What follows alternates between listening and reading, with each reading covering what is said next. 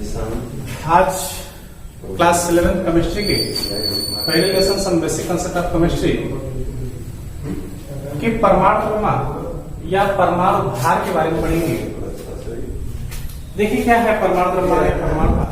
अगर हम एक परमाणु की भार की बात परमाणु के द्रव्यमान का बात करें तो एक परमाणु के भार का जो द्रव्यमान है वो बहुत ही छोटा होता है, बहुत ही छोटा होता है। हम उसका कैलकुलेशन स्टोइकियोमेट्री से करते हैं। इनका जो द्रव्यमान निर्धारण है उसके लिए एक फिजिकल मैकेनिक्स में प्रोसेस बना है स्टोइकियोमेट्री। स्टोइकियोमेट्री, इस स्टोइकियोमेट्री में हम पदार्थ के भार, घनत्व, द्रव्यमान, अणुओं की लगने की व्यवस्था, उनके अपवर्तनांक, गलनांक, क्वथनांक, इन सभी चीजों का अध्ययन करते हैं। तो स्टोइकियोमेट्री एक ऐसी प्रोसेस है जिसके द्वारा परमाणु के द्रव्यमान का, उसकी साइज का और इसके छोटे छोटे रेडिएशन वगैरह जो भी फीचर्स से दर्शाते हैं उन सबका कैलकुलेशन किया जाता है। तो परमाणु द्रव्यमान या परमाणु भार है क्या, ये चीज देखिए। हम परमाणु की संरचना को अगर देखें तो परमाणु की संरचना में उसका जो परमाणु का केंद्रीय भाग है उसमें दो घटक होते हैं, Pn, प्रोटॉन और न्यूट्रॉन। केंद्र में दो घटक होते हैं, प्रोटॉन और न्यूट्रॉन।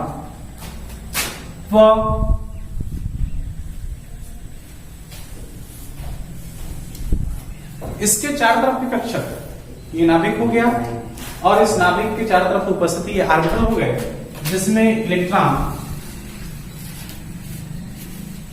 नाभिक के चारों तरफ चक्कर लगाते रहते हैं। तो द्रव्यमान को हम कैसे जानेंगे?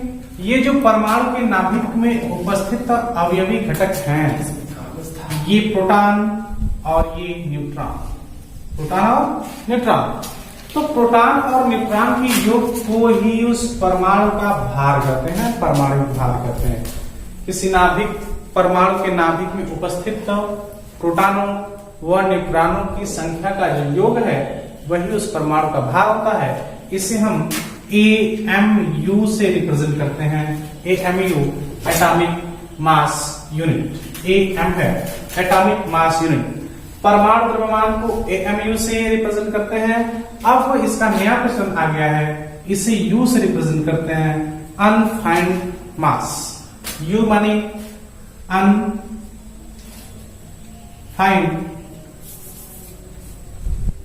ये दोनों एक ही चीज को दर्शाता है, एटॉमिक मास को,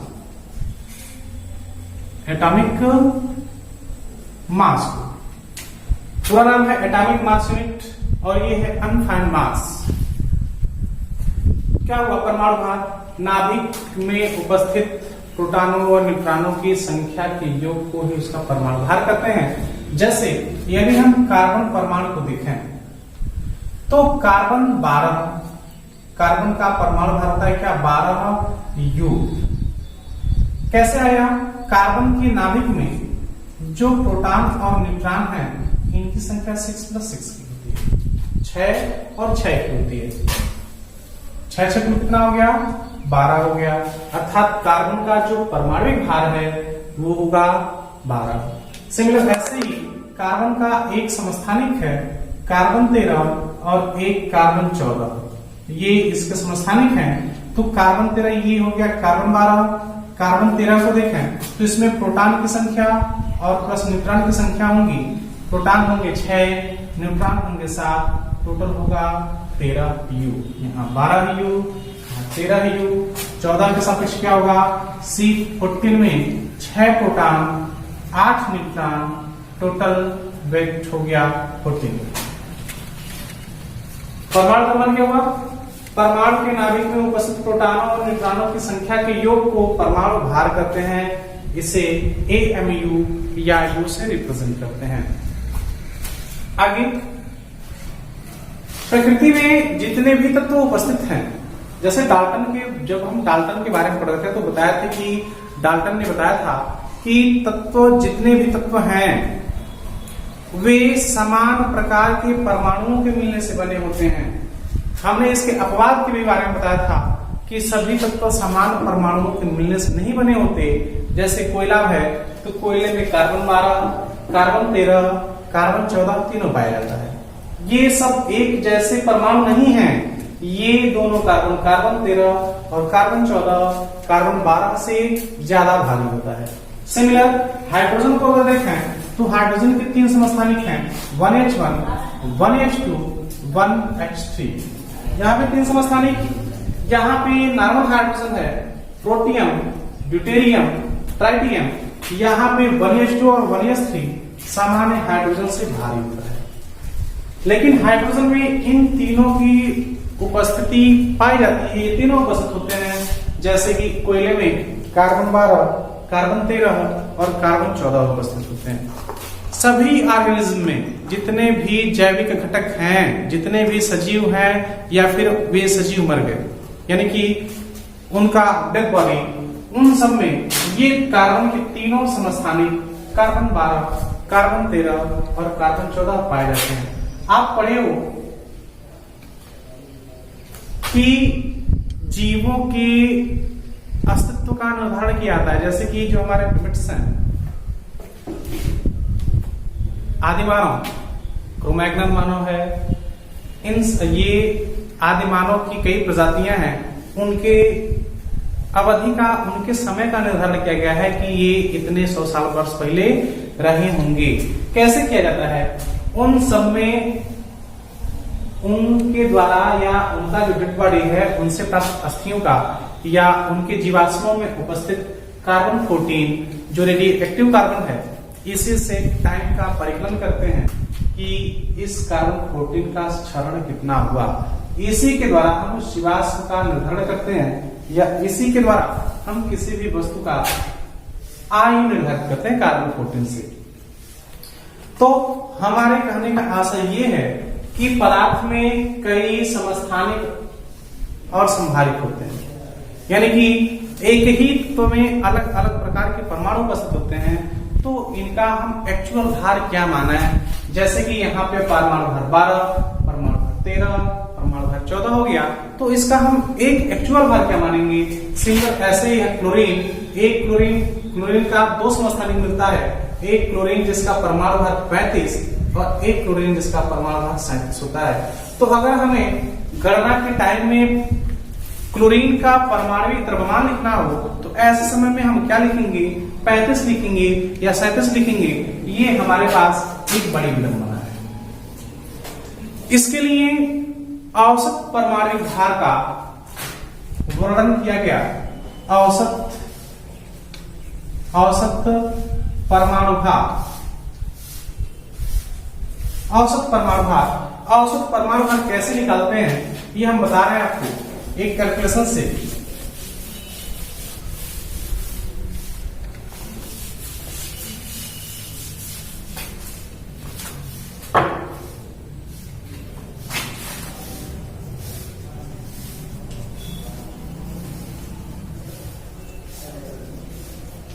औसत परमाणु भार, average atomic mass, average atomic mass कैसे करेंगे? माना क्लोरीन तत्व है, ये क्लोरीन क्या है? एक तत्व है, इसके 2 समस्थानिक जैसे हमने लिखा था, एक क्लोरीन 35 है और दूसरा क्लोरीन 37 है। ठीक, इस क्लोरीन में ये 2 परमाणु उपस्थित हैं, क्लोरीन 35 और दूसरा क्लोरीन 37। ध्यान दीजिएगा, हमेशा परमाणु भार को ऊपर लिखते हैं ऐसे। तो यदि इस टोटल क्लोरीन जो है, इनमें क्लोरीन 35 और क्लोरीन 37 की प्रतिशतता ज्ञात हो तो हम इनका औसत निकालेंगे। तो विश्लेषण से प्राप्त हुआ है कि क्लोरीन 35 की जो प्रतिशतता है वो इसमें 75% होती है क्लोरीन में, और क्लोरीन 37 की जो प्रतिशतता है वो 25% होती है। क्लोरीन में क्लोरीन 35 का मात्रा 75% होता है और क्लोरीन 37 की मात्रा 25% होती है। तो हम किस प्रकार से हम इसका एवरेज निकालेंगे? तो एवरेज का फॉर्मूला होता है सीधे सीधे, यहाँ एवरेज लिख रहे हैं, इसका एवरेज निकालने का तरीका ये है मास, ये इसका है मास, ये M2, ये M1, ये इसका परसेंटेज P1, ये इसका परसेंटेज P2। कैसे करते हैं? M1 into P1, M1 into P1 अर्थात पहले समस्थानिक का द्रव्यमान गुणे उसकी प्रसक्ता धन दूसरे परमाणु का परमाणु भाग गुणे उसकी प्रसक्ता यानी कि P2 अपॉन 100। इसी फार्मूले से हम कैलकुलेशन करेंगे। M1 पहले समस्थानिक का भार है, P1 उसकी उस तत्व में उपस्थिति की प्रसक्ता है, M2 दूसरे परमाणु यानी समस्थानिक का भार है और P2 उसकी प्रतिशतता है। तो यहाँ पे हमें मिल गया कि M1 है 35, P1 है 75%, Cl का जो M2 है वो है 35, सॉरी यहाँ 37 होगा, ये 37 होगा, 37 होता है और उसकी प्रतिशतता होगी 25%। तो वैल्यू रख देंगे। वैल्यू क्या होगा आपका? M1 यानी कि 35, M1 यानी कि 35 इंटू P1 कितना 75% प्लस M2 कितना 37, M2 है आपका 37 इंटू परसेंटेज यानी कि P2 कितना 25, P2 है 25%।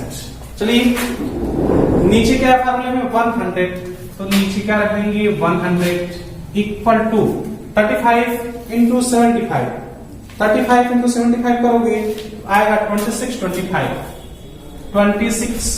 25 प्लस 37 इंटू 25 करेंगे आपको मिलेगा 925 अपॉन 100। जोड़ के 100 से डिवाइड कर दीजिए। जोड़ने के पश्चात आपको मिलेगा 3550 अपॉन 100 इक्वल टू 100 से 3550 में भाग दोगे तो आपको मिलेगा 35.5 अर्थात क्लोरीन का। अब जब भी हम वर्णन करेंगे परमाणु भार के बेस में संबंध में तो हमेशा हम 35.5 का ही वर्णन करेंगे अर्थात क्लोरीन के समस्थानिक में जो क्लोरीन 35 और क्लोरीन 37 है उसका औसत एवरेज एटॉमिक वेट 35.5 ही हमेशा नोट करेंगे। इसी प्रकार से भी हम कार्बन को देखें, इसे इरेज कर रहे हैं, नोट कर लीजिएगा आप। इसी के अकॉर्डिंग अगर हम कार्बन को देखें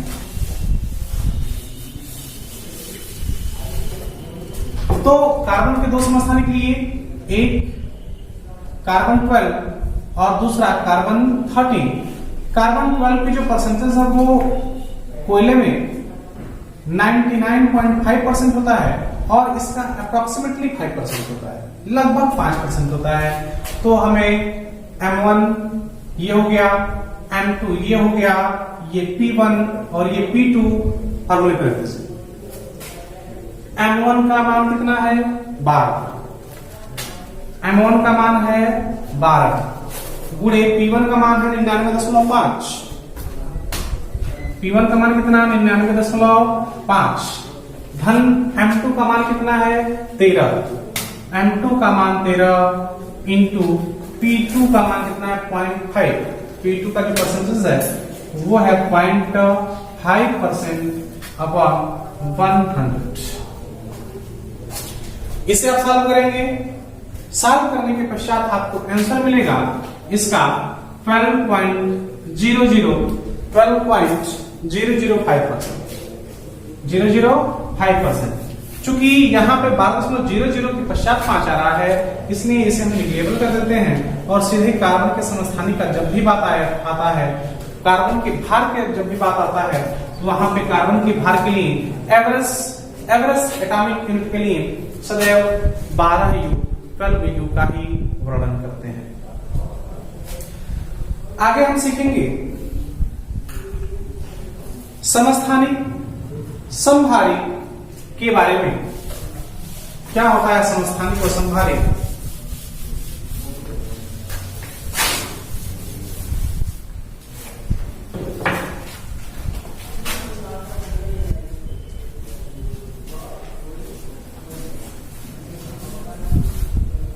समस्थानिक क्या है?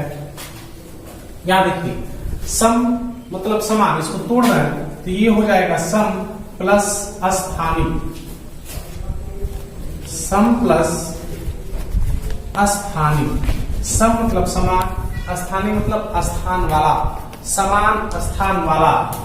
इसको कैसे हम समझेंगे? एक एग्जांपल रिप्रेजेंट कर रहे हैं यहाँ पे। कार्बन 12, 6C12, 6C13 और 6C14। इसमें देखिए, ये जो परमाणु क्रमांक है ये इनके समान स्थान को दर्शाता है, स्थान को दर्शाता है। ये जो 6 पोजीशन पदार्थ के पास की संख्या है ये स्थान को दर्शाता है, ऊपर की संख्या भार को दर्शाता है। तो नीचे की संख्या क्या है? नीचे की संख्या परमाणु क्रमांक, जिसे जेड कहते हैं, एटॉमिक नंबर। और ऊपर की जो संख्या है यह है एटॉमिक वेट। ऊपर जो शीर्ष पे संख्या लिखी जाती है वो परमाणु भार होता है, और पदार्थ पे लिखी हुई संख्या परमाणु क्रमांक कहलाती है। तो यहाँ पे जो परमाणु क्रमांक है वही तत्वों के स्थान का निर्धारण करता है। इसलिए यहाँ पे हम देख पा रहे हैं कि तीनों कार्बन की संख्याएं परमाणु क्रमांक यानी कि परमाणु संख्या समान है, लेकिन इनकी जो परमाणु भार है ये तीनों में भिन्न भिन्न है। एक कार्बन का 12, दूसरे कार्बन का 13, तीसरे कार्बन का 14। तो कैसे इसे समस्थानिक को समझेंगे कि ऐसे परमाणु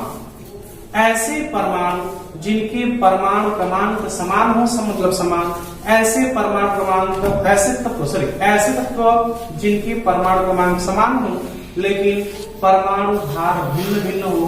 भिन्न जा रहा है 12, यहाँ पे परमाणु भार 13, यहाँ परमाणु भार 14। तो हम इसको डिफाइन इस प्रकार से करेंगे कि ऐसे परमाणु जिनके परमाणु क्रमांक समान हो लेकिन परमाणु भार भिन्न भिन्न हो उन्हें समस्थानिक कहते हैं। अब समस्थानिक के हम कुछ और एग्जांपल दे रहे हैं। जैसे ये कार्बन हो गया, दूसरा हाइड्रोजन का 1H1, 1H2, 1H3। यहाँ पे ये जो कार्बन 14 है ये रेडियोएक्टिव कार्बन है। यहाँ पे ये जो हाइड्रोजन 1H3 है ट्राइटियम, ये रेडियोएक्टिव हाइड्रोजन है। ठीक ऐसे ही क्लोरीन का हमने पाया, परमाणु क्रमांक 17, परमाणु भार 35। दूसरा समस्थानिक क्लोरीन का परमाणु क्रमांक 17, परमाणु भार 37। इन में हम क्या देख रहे हैं? यहाँ पे हाइड्रोजन कंडीशन में परमाणु क्रमांक 111 है, लेकिन परमाणु भार 1 2 3 है, यानी भिन्न भिन्न है। यहाँ पे परमाणु क्रमांक समान है, परमाणु भार भिन्न है। तो ऐसे तत्व जिनके परमाणु क्रमांक समान हो और परमाणु भार भिन्न हो उन तत्वों को समस्थानिक कहते हैं। आगे अगले टॉपिक में हम समभारिकों पर चर्चा करेंगे। समभारिक क्या होता है सीखेंगे। आगे है समभारिक। यहां भी वही टर्मिनोलॉजी, एक पहला सम और दूसरा भारिक यानी कि भार वाला, समान भार वाला। समस्थानिक में समान स्थान वाला, समभारिक में समान भार वाला। यहाँ पे एंटी कर देंगे। पीछे समस्थानिक में हमने देखा कि परमाणु क्रमांक समान है, परमाणु भार भिन्न भिन्न है, लेकिन अब हम ऐसे तत्वों के बारे में पढ़ेंगे जिनके परमाणु भार समान होंगे, परमाणु क्रमांक भिन्न भिन्न होगा। जैसे कि कार्बन 14 ले लें, कार्बन 14 और नाइट्रोजन 14, इनके परमाणु क्रमांकों को देखें तो कार्बन का परमाणु क्रमांक होता है 6, लेकिन नाइट्रोजन का परमाणु क्रमांक होता है 7। सिमिलर यदि हम हाइड्रोजन को देखें, रेडियोएक्टिव हाइड्रोजन 1H3, तो यह हीलियम के साथ समानता दर्शाता है 2He3। इसके भी दो समस्थानिक हैं, 2He3 और 2He4।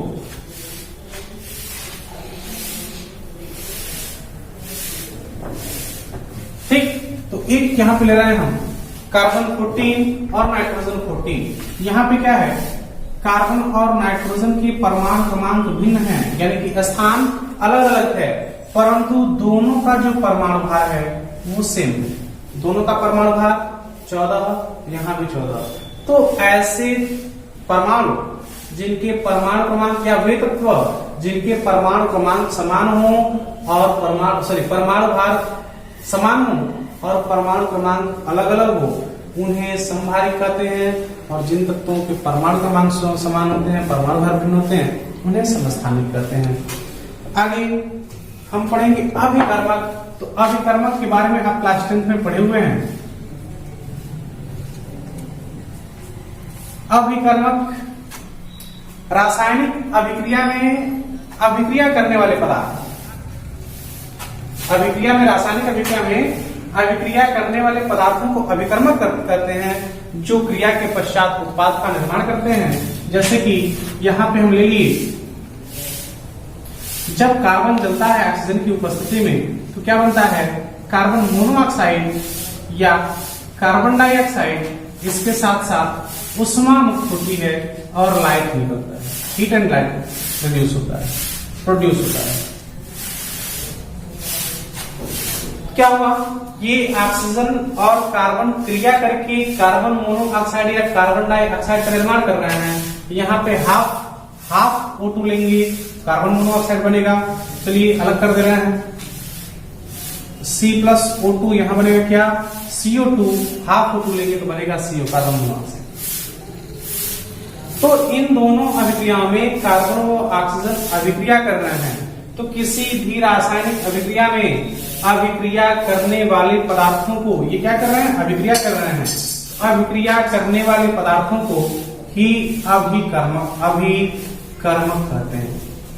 रासायनिक अभिक्रिया में अभिक्रिया करने वाले पदार्थों को अभिकर्मक कहते हैं। इसलिए इस रासायनिक अभिक्रिया में कार्बन और ऑक्सीजन अभिकर्मक होगा।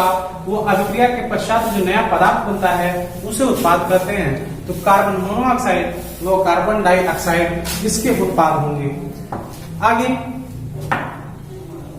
अगला टॉपिक है आपका सीमांत अभिकर्मक।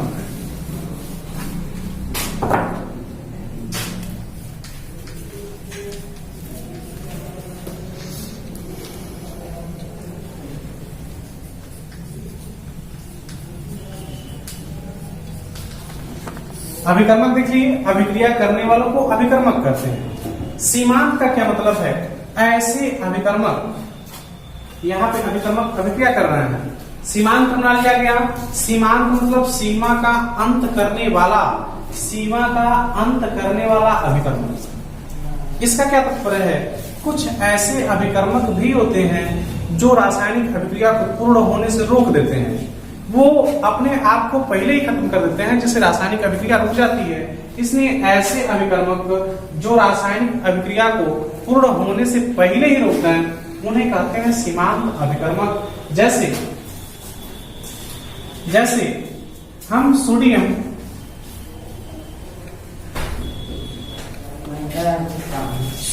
कार्बोनेट लें और इसका HCl के साथ रिएक्शन कराते हैं, सोडियम कार्बोनेट लें और HCl के साथ ऐड कराएं। यहां देखिएगा पूर्ण उदासीनीकरण क्रिया में क्या होता है, दो हाइड्रोजन दो यहां से निकला हुआ जो प्रोटॉन है वो CO3 के साथ मिलकर बनाता है 2H2O प्लस CO2 और यहाँ पे आयन विनिमय में N2+Cl बनता है 2NaCl।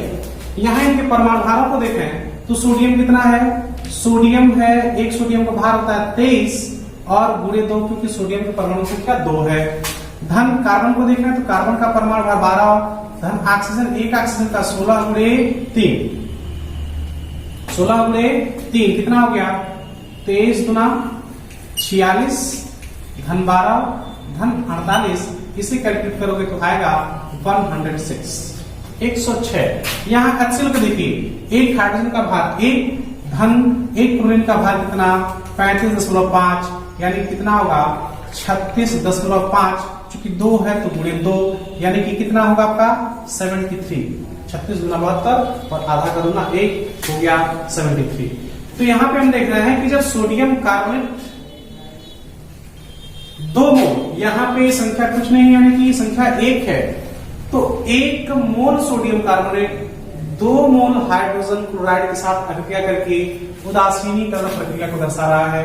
या ऐसे समझें कि 1 मोल सोडियम क्लोराइड को पूर्णतः अभिक्रिया करने के लिए 2 मोल हाइड्रोक्लोरिक एसिड की आवश्यकता होती है। 1 मोल सोडियम कार्बोनेट को पूर्ण अभिक्रिया करने के लिए 2 मोल हाइड्रोक्लोरिक एसिड की आवश्यकता होती है। अर्थात यदि 106 ग्राम, इसे हम ग्राम में चेंज करना है, 106 ग्राम सोडियम कार्बोनेट होगा तो इसे पूर्ण रिएक्शन के लिए 73 ग्राम हाइड्रोक्लोरिक एसिड की आवश्यकता होगी।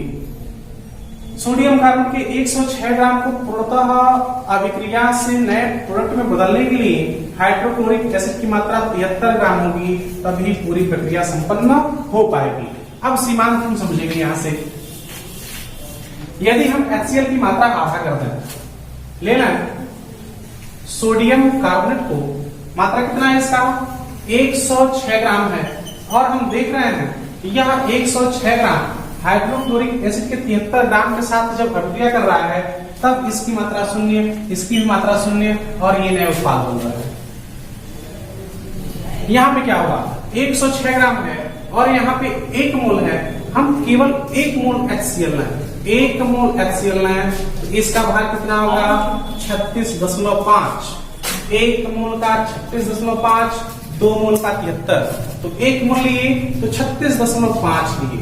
अब देखिए यहाँ पे हाइड्रोक्लोरिक एसिड का भार कितना हो गया, आधा हो गया, आधा हो गया, मतलब ये इसके आधे भाग के साथ ही पार्टिसिपेट करेगा।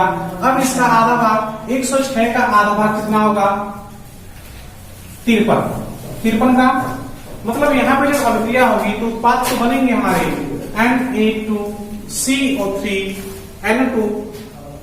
Na2 ये बन रहा है NaCl plus H2O plus CO2। तो इसमें 106 ग्राम सोडियम कार्बोनेट को पूर्णतः क्रिया करने के लिए 73 ग्राम HCl चाहिए था, लेकिन यहाँ पे HCl लिया गया कितना 36 ग्राम। तो हम यहाँ से समझ पा रहे हैं कि यहाँ पे 73 ग्राम था, अब हाइड्रोक्लोरिक एसिड केवल 36 ग्राम मिल रहे हैं, मतलब यह 36 ग्राम हाइड्रोक्लोरिक एसिड इसके केवल 106/2 भाग के साथ आधे भाग से ही क्रिया करेगा, यानी कि केवल 53 ग्राम के साथ ही अभिक्रिया करके ये प्रोडक्ट देगा। बाकी कितना बचेगा 53 ग्राम सोडियम बाइकार्बोनेट और इसमें उपस्थित होगा, लेकिन हाइड्रोक्लोरिक एसिड क्या हो रहा है, पूर्णतः खत्म हो जा रहा है। 53 ग्राम के साथ 36 ग्राम अभिक्रिया कर रहा है, हाइड्रोक्लोरिक एसिड खत्म, लेकिन 53 ग्राम सोडियम कार्बोनेट का शेष बच रहा है। इसलिए ये जो हाइड्रोक्लोरिक एसिड हो रहा क्या कर रहा है, खुद को एक निश्चित टाइम पे खत्म करके इस अभिक्रिया को रोक दे रहा है। यदि यही हाइड्रोक्लोरिक एसिड 73 ग्राम होता तो यह प्रक्रिया पूर्णतः खत्म होती, हाइड्रोक्लोरिक एसिड भी पूरा खत्म हो जाता और सोडियम कार्बोनेट भी पूरा खत्म हो जाता। लेकिन यहाँ पे हम देख रहे हैं कि जब हाइड्रोक्लोरिक एसिड का भी 1 मोल ले रहे हैं और 1 मोल सोडियम कार्बोनेट के साथ अभिक्रिया करा रहे हैं, तो यह हाइड्रोक्लोरिक एसिड केवल इसके आधे भाग के साथ रिएक्ट कर रहा है और इसका आधा भाग यानी कि 53 ग्राम शेष अभिक्रिया के पश्चात भी शेष रूप में बच रहा है। इसलिए यह सीमांत अभिकर्मक होगा। सीमांत अभिकर्मक का फॉर्मूला मतलब डेफिनेशन क्या हुआ कि ऐसे अभिकर्मक जो अपने आप को एक निश्चित सीमा पे खत्म करके रासायनिक अभिक्रिया को रोक देते हैं, जो एक निश्चित सीमा पर रासायनिक अभिक्रिया को रोक देते हैं, खुद को खत्म करके, उन्हें कहते हैं सीमांत अभिकर्मक। तो इस रासायनिक अभिक्रिया में हाइड्रोक्लोरिक एसिड क्या होगा, एक सीमांत अभिकर्मक। सीमांत अभिकर्मक। इस तरह से आपका ये पहला chapter some basic concept of chemistry खत्म हुआ। इसमें जितने भी डाउट्स आपको होंगे बीमा संबंधी, मोल संबंधी, वो आप कमेंट के थ्रू हमसे शेयर करेंगे और पूछ लेंगे।